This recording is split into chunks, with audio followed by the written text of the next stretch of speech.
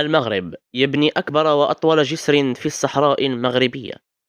يستعد المغرب لبناء أطول وأكبر جسر بالصحراء المغربية، وتحديدا على وادي الساقية الحمراء شمال العيون، كبرى حواضر الصحراء المغربية. وهكذا تستعد المديرية المركزية للطريق السريع تيزنيت الداخلة للبدء في أشغال الجسر الكبير بطول 1700 متر بأساسات عميقة تصل إلى 50 مترا و50 مترا في العلو.